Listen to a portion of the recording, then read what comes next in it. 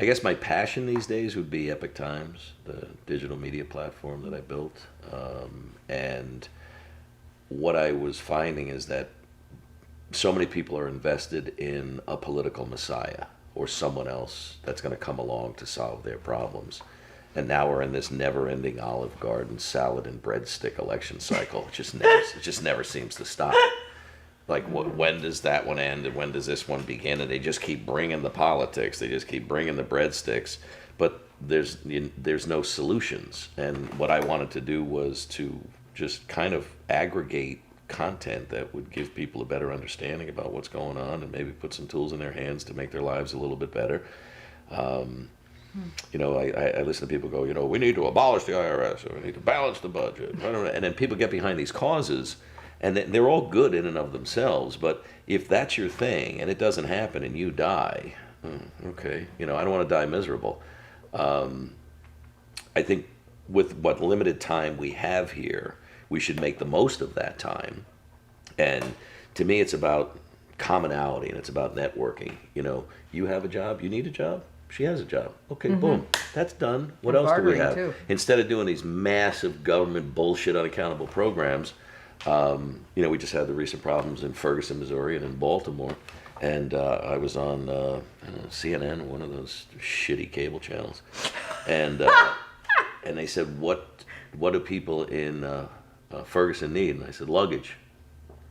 They're like, "What?" I go, "Yeah, get them the fuck out." I didn't say fuck, but I said, you need to get them out of there. I said, because their life is like the Truman Show. Jim Carrey lived in a bubble. Set and this bubble, and it was all orchestrated and it was all fake. And then in the movie, he found the door and he looked outside and he goes, "Wow, there's this completely different world out here."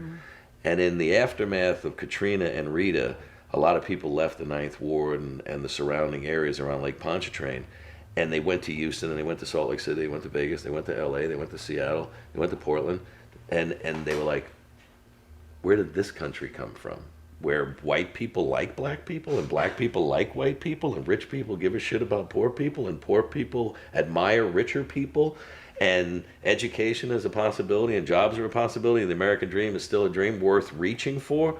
Wow. And then they fixed up everything in the Ninth Ward, and then all the douchebag politicians were like, "Okay, come on back. We're back in business. Come on back." And they were like, "No." Why would I want to go back to that?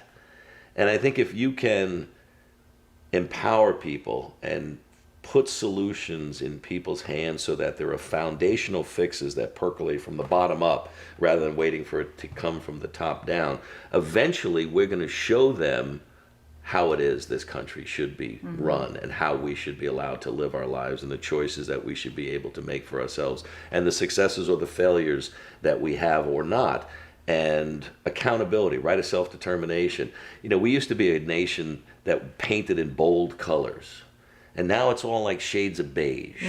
We used to stick our elbows out and say, "This is mine. And you got that, Claudia? And you got that, Pat? Look what we got. Nobody's going to fuck with this space because we own this." And my job in my life is to minimize the damage this government does to me under the guise of helping me.